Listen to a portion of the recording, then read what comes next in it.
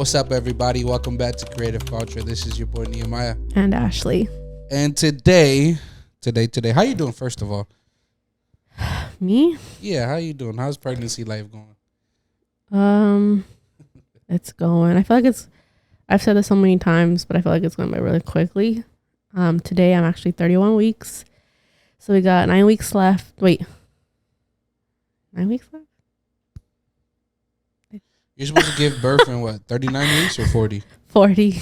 So yeah, you got 9 weeks left. Jesus. Yeah.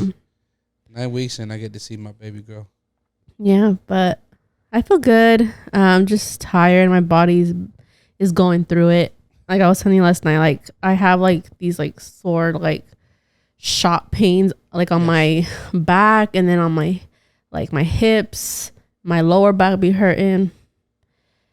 Down there be hurting. Oh yeah, women that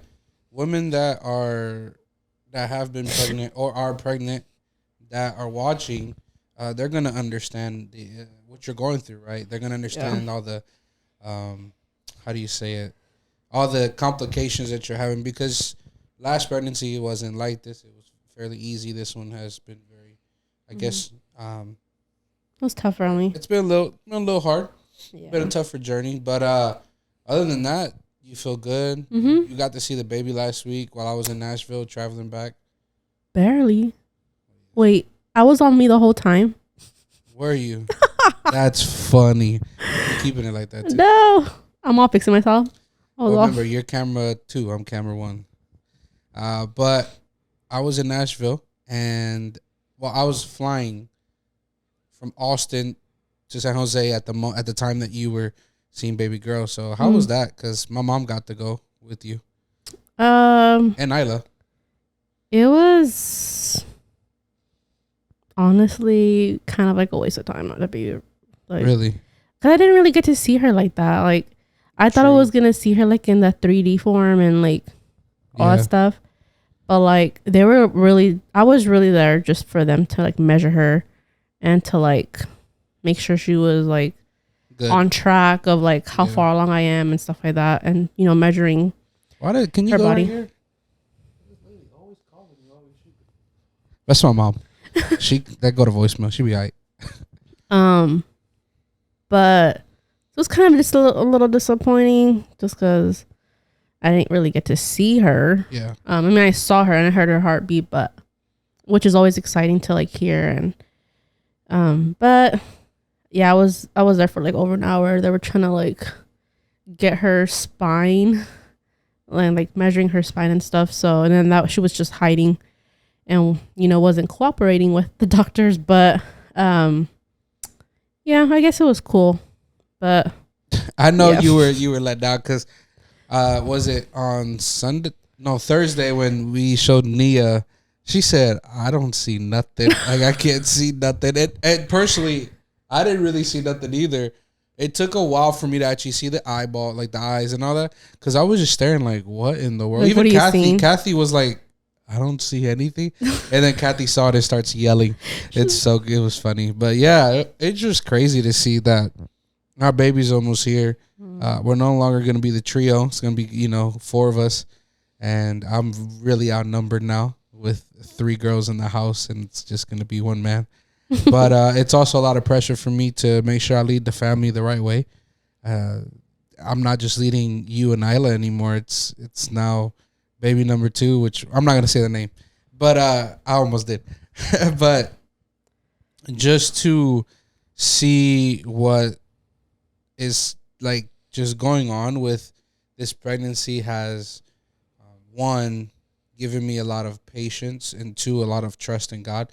Because in reality, if I'm being honest, it's been a little tough for me, right? Because I haven't, the last month and a half, right? My month and a half, I haven't had a job.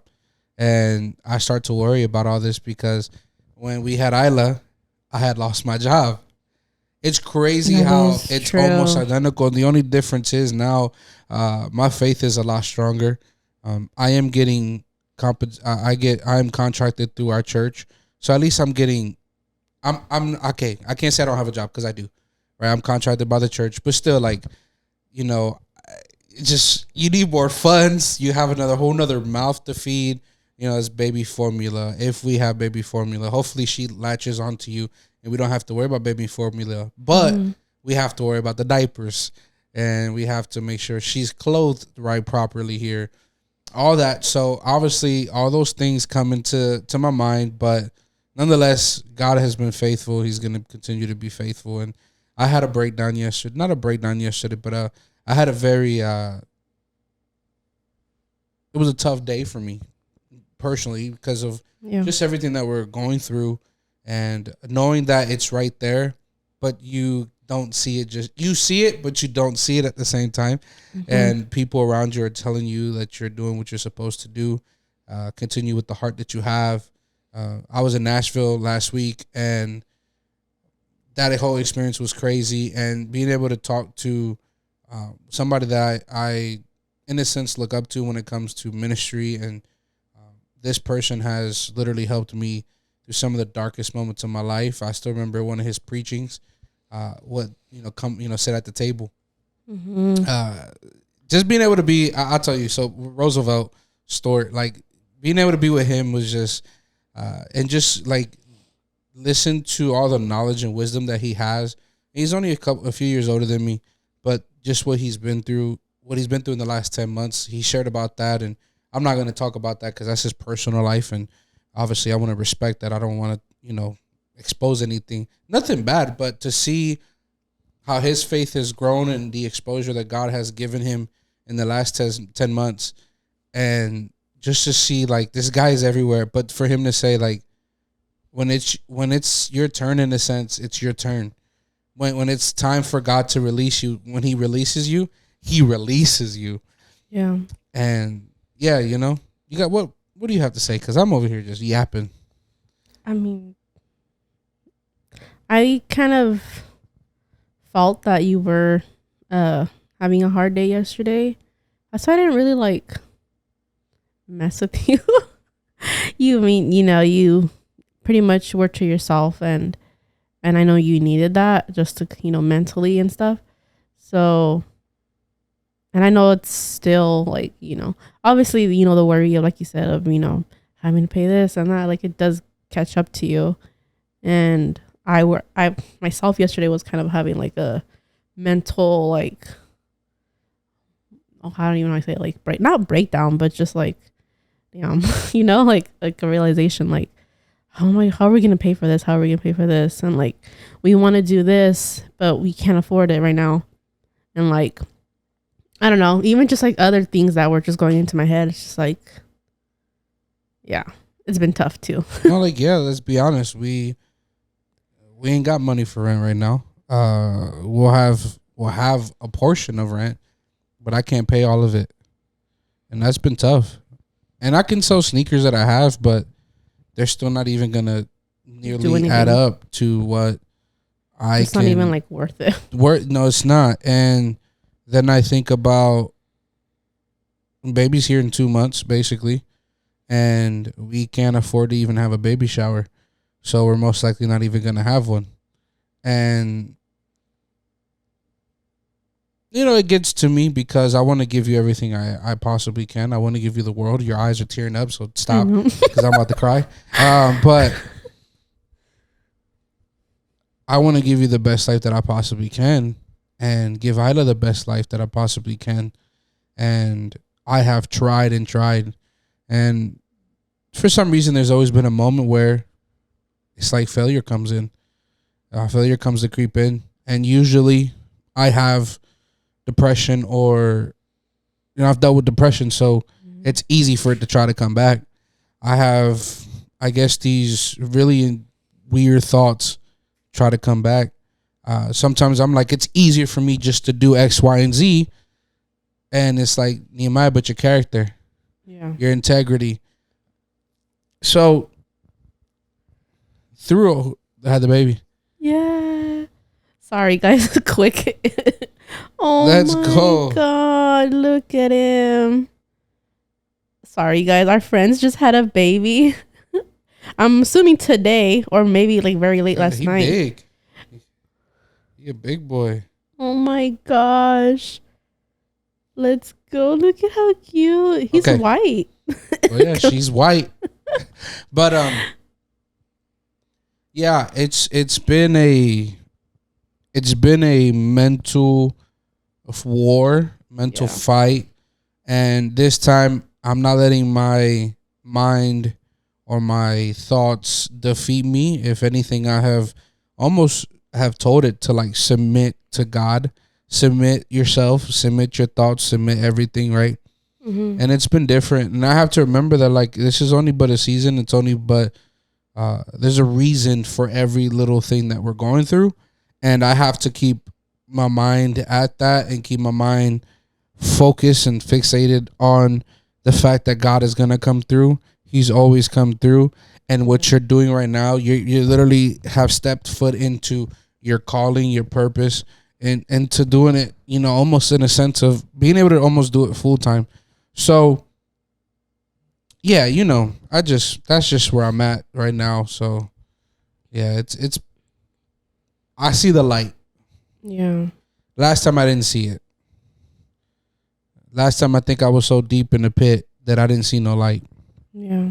But as we were, because I'm gonna talk about Nashville, but as we were in the table, it was myself, Roosevelt, and then Jonathan Stamper, and we were talking, and Roosevelt had said he was singing in a pit. He's like, I had to sing I was like leading worship in a pit or something like that, and I had said, you know, a pit only leaves room for echo in a sense. Like I didn't say it like that. I don't remember exactly how I think said you it. had said the deeper the pit, the louder the echo. Yeah, exactly. The deeper the pit, the louder the echo. And I was telling that to him, or I was just saying it out loud. Yeah. Not knowing that I had to say this to myself just this week, Yeah. Just this whole entire month, I've had to literally tell myself the deeper the pit, the louder the echo. So it's like, don't let the pit silence you. Let the pit, give you this outward expression to praise God more, to worship God more, to lean on Him more, to yell at Him in a sense. And your word will not return void. Like your word won't return without an answer. Pastor Ron, man, last week preached an incredible message on, the three heavens. And he said, the moment you pray, it's answered. It leaves the third heaven, goes into the second, and that's where it gets stuck. That's where the warfare is happening. And the only way that is released from the second heaven is through your what? It's through your praise. It's through your worship. It's through the sound that God has given us. And listening to that and then experiencing what I experienced is like, Lord, I'm so sorry because I've been so focused on capturing a worship moment, not knowing that I have to be in the moment. Yeah. I've been so focused on what part of Lizzie's song that she's singing is going to do, Andrew's song is going to do, Trinity's song is going to do, that I forget that I have to listen to these words and I have to worship during it. And it literally changed my whole perspective this whole past week on your worship matters. Even while you're quote unquote working, your worship matters. You know what I'm saying? Mm-hmm. Nashville was such a incredible experience for me. It was a glimpse of what I know my calling is on my life and being around some incredible people. I mean, I was in the room with, somebody who wrote some incredible song. Actually, I was in the room with a few people who wrote incredible songs that I won't mention just because I don't think I need to mention those. But rubbing elbows in a sense with some incredible artists. It's rubbing, elbows with some incredible songwriters who have written songs that you and I have both, and anyone who's watching has on the probably radio and YouTube. Listen, and, all over the radio, K-Love, Air One, all over the Dove Awards.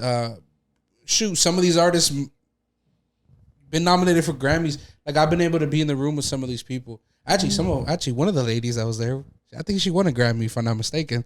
And just being there. And if you guys saw my story, you saw Ashley posted that I was in the room with, just being in the room with, I'll just say her name. Naomi Rain was just incredible. Yeah. She's so cool. She reminds me of my family because that New York in her. She reminded me of my sister and my dad so much. I remember texting you that like, hey, yo, this is my sister, bro. Like just dark, just dark skin. And it was cool just to be there and to be almost like a fly on the wall. Yeah. Like Roosevelt told me, he said, look who you're in the room with this week. He said, I'm not saying we're incredible people. I'm not saying we have big names. He said, but just look in the room that you was in. I was telling him, I was like, bro, like I told Ashley, I don't deserve to be here. And I'm glad that God was able to say, I trust you to be there. And to just experience what I experienced. Now, we might have had some hiccups in there. There might have been some stuff that's trying to distract me. My freaking hard drive completely I thought it wiped out. And I'm like, Lord. Like a virus or something? Like something hit my hard drive while I'm there. And I lost the whole first day of the writing camp. And then I lost, videos that I need that are in there. And I'm like, yo, this cannot be happening right now. Yeah. And you recovered it, so we're good. But to just see that even in the midst of what seemed to be such a pivotal, great moment in my life, I don't think I could fully put into words what last week, those 3-4 days meant to me. Yeah. I don't think I can put them into words. Mm-hmm. It's going to be really hard to put into words. Like I told you, I still haven't even told you that whole conversation we had at dinner the last night, me, Roosevelt, and Jonathan Stamper. Like, it was so much said. I still have been processing it. Even almost a week later. Mm-hmm. Tomorrow will be a week since I had that conversation, and I'm still processing it. We're gonna release this on Friday, so we're recording this on Tuesday, and we're just gonna be released on Friday. But yeah, man, I don't know. Was there a difference in me when I came back? I would say so. I feel like you came back more with hope. Like I saw more hope in your eyes, even like when I was FaceTiming you over there, like while you were editing and like when you were like alone, and I don't know, I just saw like tears in your eyes. Just like I saw like there was hope in your eyes that we're gonna get through this season. I mean, we've done it before multiple times, and yeah. So I don't know. I feel like this time it does feel different. Like you said, it just feels different this time. Like we're gonna get out of this, and I just saw like hope in your eyes. And compared to like last time with this whole pregnancy, like with Isla, how we were kind of in the same season. I think honestly a little bit more worse, a lot worse actually. And like you said, like there was no hope. You didn't see any light, and now it's like completely different. So that's what I saw. Yeah, I think going to Nashville did a lot for me. Now, yeah, I was there to do a job, and I hope that I got the job done right. I hope myself and the other guy that was Brian that was with me, I hope we did our job right. I think we did. But we were able to see. Yeah, it was like the light at the end. Like I saw light this time, and these songs that they were writing, and my goodness. That's what I was gonna tell you. Like my goodness, the song that you were like, man, they wrote this song, and like you were even like, I'm about to cry right now just thinking about the song. Like, man. Like what song? My whole body got chills right now thinking about this one song, this one particular night. It was, I believe, the second night.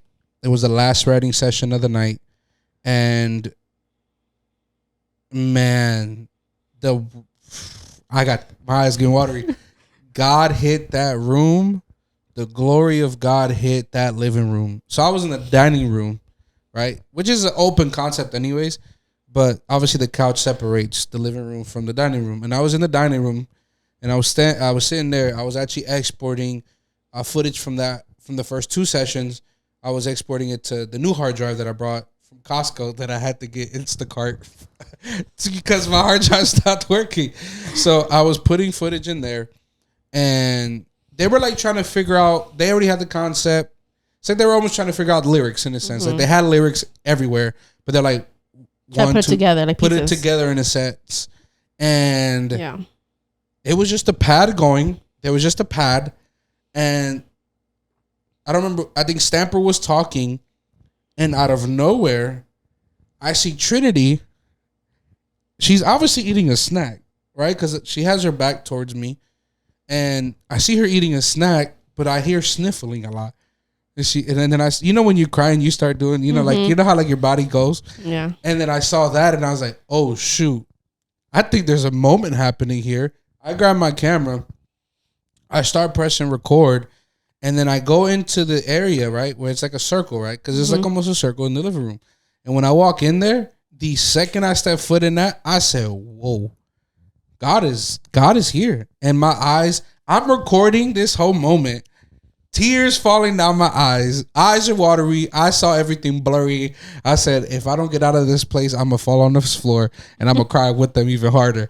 And I have a job to do. Like, I have to capture this moment. And, but I don't want to mention lyrics or anything like that because we don't even know if this song ends up coming out. So, you know, they wrote 24 songs, I think, in just 3 days. Crazy. 2.5 days, really. That is so crazy. But just being there, like, I was like, oh my goodness. Like, I've never felt, I haven't felt that since I was probably like 18, 19 years old.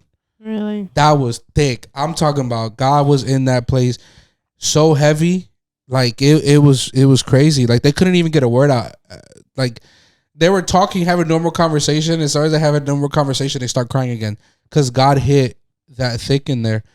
But it's when you're aligned with the right, man, this always goes back to when you're aligned with the right people, when you have the right people in your circle. Look what God can do when you have the right people in your circle. When you have the right person there with you, sitting next to you, standing with you. When you have that, like, God can do some incredible things. That's why in this season, I feel like it's been easier for us because we've had the right people in our circle. We've had the right people encouraging us, the right people loving on us, the right people giving us the words and giving us the wisdom, listening, soaking in. We have the right pastor leading us. We're at the right church. I'm not saying that we weren't at the right church at the last one because I don't want to give disrespect to them because they were incredible too, but they just couldn't help us. Yeah. And in this church, the words that Pastor Ron has been preaching, heavily chaos, what he's been preaching has been literally like, he's giving you the answers, bro, to literally win your battle that you're going through right now. And I'm like, yo, this is crazy. The worship has been, I mean, it's been, come on. Like, I encourage anybody that lives in California, you got to come to the Bay Area, San Jose, to our church, Redemption Church. You just got to come on a Sunday, especially during this series. I think we got like another 3 to 4 weeks in this series. Heavenly Chaos. Pastor Ron said he might preach for it longer, but this series has been, it has been something special, man, and it has opened my eyes to a lot. He's preached things that I've heard before, but this time I feel like I'm mature enough to actually listen to him. And that's the difference. I'm actually mature enough to actually listen to him and to actually grab a hold of what he's saying. But Nashville, man, Nashville did something to me. I can't wait. Hopefully I get invited to go to the next one and help record, just to be there. Because it does something different to you when you're around people who just want to worship God, want to seek his face, and then they go and get together and write songs for our church and for other churches. You know, their main focus is, let's write songs for our church, and then hopefully other churches grab a hold of it. And it's just been incredible. So yeah, hopefully next time you go to Nashville. I know, I hope so, but we'll see. Yeah, but what else? I had something else in my head that I was gonna ask you and I totally forgot. So what do you expect from now on? What's gonna happen with us, and like, what are your expectations in a sense that you have seen what we've gone through this past month and a half, losing the people that, losing who I lost. Even yesterday, getting some news about my nephew. I'm not going to say that because I already know my family's going to get, I don't care. It's my podcast. My nephew had some problems, and just, I feel like it's been a lot of things packed in one. From my second dad passing away, me getting extremely sick, car getting hit, losing my job, all the way fast forward to, my nephew having some personal issues and getting that yesterday. What are your expectations? Because I ain't gonna lie to you, I got some great expectations now. Oh, and then your sister announcing her pregnancy. Oh my god, yeah. We know the gender, but we ain't gonna. I don't think she's mentioned it, so we're not gonna mention it. But what are your expectations? Is that really? I'll say mine's real quick, then I'll let you say yours. Me, I'm expecting more. Mm-hmm. I'm expecting the more, and I'm not talking about more like hardship. I'm talking about more of like some good stuff. Mm-hmm. You know what I'm saying? I had mentioned that I think the word or the phrase that God gave us for 2024 in our family, as the church, as our churches, is operating under an open heaven. I believe that I heard from God beginning towards the end of the year that this will be the year of that the year of you will, the year that we will step into everything and we will experience, and like I really believe that was the word that God gave us. Now I looked at it as God will bless us and God will give us this and God will do this, but also I didn't know that God will allow also the hardship, also allow all the just the things that we've had to experience, because in order for there to be sunshine, in order for there to be a beautiful rainbow, there has to be some rain. Mm-hmm. There has to be a thunderstorm. There has to be some type of darkness, not darkness, but like some type of hardship in order for them to be beautiful. Like right now it's beautiful today, but this morning it was cloudy as I don't know what. I thought it was going to rain. And look how beautiful and sunny it is. Matter of fact, it's like a little over 60 degrees now. But this morning it was cold and cloudy. Mm-hmm. But then the beauty came out after that. So I feel like we have had to, in the beginning of this year, experience that, because what we're about to experience now is the beautiful sunshine, that beautiful rainbow, which is that promise of God. And so go ahead and share yours. What do I expect from all this? Yeah, like what's your expectations? I would say the same. I feel like all of this that we're going through obviously is like a learning experience that obviously we had to still go through and learn. But I feel like with all of that, I feel like we really like learned this time around. All the other times, obviously, it was still hard and we learned, but like you said, you just feel more mature now and you feel like you're stronger in your faith, and you just have like more hope and just more trust in God that like this time around it just, I don't know, like I said earlier, it just feels different. So like I feel like we will get through this, and this is the year of more and the year of we will experience this or just this and that. So I do agree with you. Yeah, I mean, second month into the year, and I was already able to travel twice this year. Obviously, January's, I don't want to talk about that. Just that travel was not the travel I wanted to, nowhere near wanted to experience. But second travel of the year was, able to go to Nashville and be part of, I believe, an incredible writing camp with some incredible writers, singers, songwriters, worship leaders, worshipers, children of God, of course. Like, it was just really cool to be there, and I'm expecting some really great things. My birthday month's coming in March, and April our baby's due. May our other baby's birthday. June it's our anniversary and your birthday. Rewind back. May we also have our conference, which we get to have Naomi Rain be a part of Red Worship for a credible worship night, May 2nd. Then May 3rd we have Rich Wilkerson Jr., which is one of my favorite communicators. I don't know if you heard me last night. I was in the shower. Mm-hmm. I was listening to him and his wife. They call him, they don't call him series. They call him something else, collection or something like that. But anyways, him and his wife were preaching last night. I was in the shower listening to it. I had to finish listening to it. But yeah, man, we have some really great things. I really believe God is doing some incredible stuff. I think we're right where we need to be. I believe God has allowed these things to come into our life, not to destroy us, but to build us and make us stronger, make us more whole in Him. And I'm excited. Today, after we're done this, I'm actually going to charge my batteries up because I'm shooting a podcast as well. I'm actually a guest on, you guys might know this guy. I think he was part of a podcast called Creative Culture at one point. He goes by Aaron Munoz. I'm going to be part of Aaron's All Strings Attached. I believe that's what it's called, right? All Strings Attached.